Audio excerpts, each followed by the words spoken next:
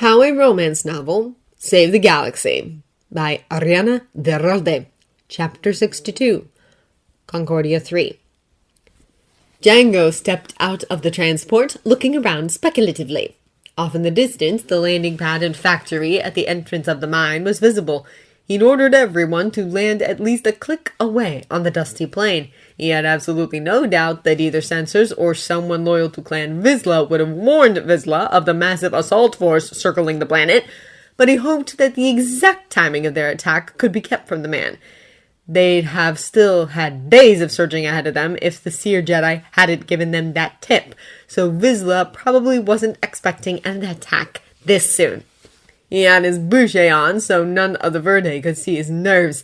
He led several squads into battle before, but with so many clans, especially the large ones like Ren, swearing the raison d'être, he was now effectively a general leading a large army. It was a much larger scale than he'd ever fought on in his 21 years, and that wasn't even considering the special forces the Jedi added to his command. Despite that, he didn't regret taking this burden off his boar's shoulders. If they could corner Vizsla into a battle, his defeat would mean the official concession of Clan Vizsla, with the promise of Clan Kryz also joining the fold. By the end of the day, Jasper might be ruler of a united Mandalore! Politics were definitely going to be taking all of Jasper's time soon, so the least Django could do as his dad was take care of the military side of things. He'd even dutifully tried to give Jasper free time with his Jedi, though Jasper's open admiration of this new Jedi knew was rather confusing. Both Jedi were, in Django's opinion, a bit standoffish. They radiated competency in their chosen fields, but Django got the impression, enforced by his spars with Komari Vosa, that they were harsh taskmasters who expected perfection in both themselves and others.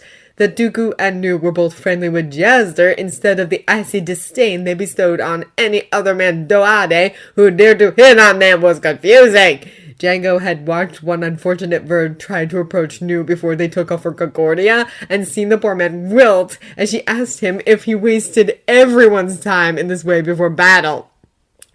In short, whatever his boar had going on with the Jedi was weird.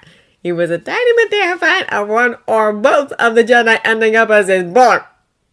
He shook his head slightly. He needed to concentrate on the upcoming battle. He ordered the scouting groups to take off. Each group headed for opposite sides of the mining pit, a Jedi Knight with each one. Their job was to scan the crags and forest outside the edges of the pit to figure out where Death Watch was parking their carking ships. Their scans had picked up no indication of them, which worried Django. Vizsla was not one to leave himself with no way of escape, so the ships had to be easy to access. Had he gutted one or both the factory buildings to make a ship hangar? Considering their battle plans, he'd find out soon.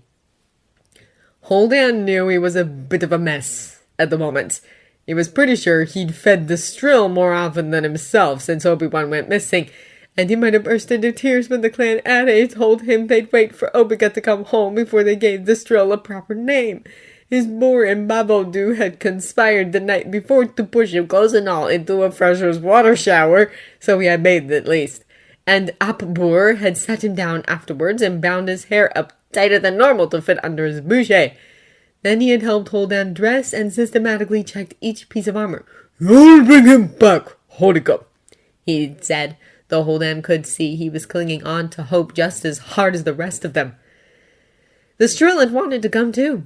Their second crushed leg had had to be partially amputated, but the infection and the leg it had apparently bitten off were healing nicely. It was currently living in the Clan La courtyard, while they built it a nice living area. Holdan had told the Strill that they were pregnant and couldn't risk their pups. They must be quite intelligent, since they finally stopped blocking his way.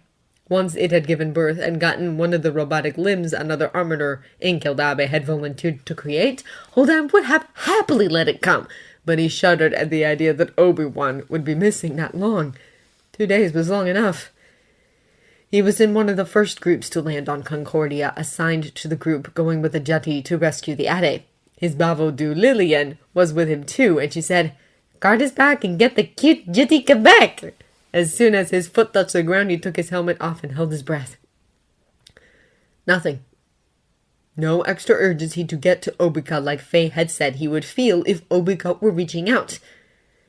Logically, he shouldn't expect to feel it, since Obi-Wan was probably under almost a click of Beskar-laden ore, but it was disappointing. Lillian nudged him to get moving. Holden hurried over to where he saw Faye and Plo standing. "Soon, Obi-Wan. Just hold on until we get there." Jaster was sorely tempted to settle this the old-fashioned Mandalorian way and start punching! It was certainly the method he would have gone with when he was younger, and it might even be the method these farmers were expecting, but Jaster couldn't afford to engage right on the eve of battle. "As your Mandalore, who you just swore loyalty to, you either go where you've been ordered or get off the Karki battlefield."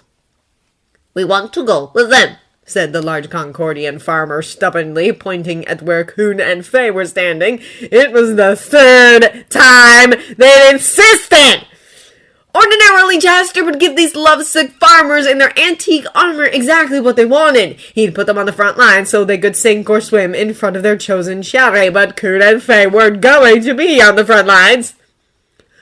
"They're running a stealth mission to rescue Ade, a mission you aren't trained for. You've been assigned an Allure. Go cock and talk to them!" Jaster pointed towards where Jango was busy organizing the main assault. The farmer finally wilted a little. "How are we going to impress the Jedi in battle if we can't fight with them?" he asked plaintively. The farmers behind him were nodding along. If Jaster had had his budget off, he'd have pinched the bridge of his nose. Here was at least one glaring difference between Jedi and Mandalorian culture. Jedi generally aren't very impressed by battle prowess. As far as Jaster could tell, they did such ridiculous feats in battle that your average Mandalorian just didn't register. Plus, they were a religious order of peacekeepers, so some didn't find any violence interesting. He opened his mouth to say more, but stopped when he saw that one of his basilisk verd, Jamma, was marching determinedly over. Jan was trailing behind her. She came to a stop between him and the farmers. "Excuse me, Lord," she said to him with a nod. One set of her arms was folded around her chest, the other was on her hips. "I'm the Allure of the Plo Koon Fan Society. If you Kude want to join our ranks, you had better shape up!" She proceeded to chivvy and chide them away from the Jedi and towards Jango. Anytime a farmer tried to get a word in, she stated a different rule of the PKF Society which they were breaking. Jaster inclined his head in appreciation towards Jan. "Thanks for the save." Jan's lip twitched, repressing a smile. "Just supporting my Mandalore." He gave a regal nod before heading towards the other Jedi. "My Mandalore," Jaster mouthed. Was he really? He shook his head, dismissing the line of thought before heading off to his next task.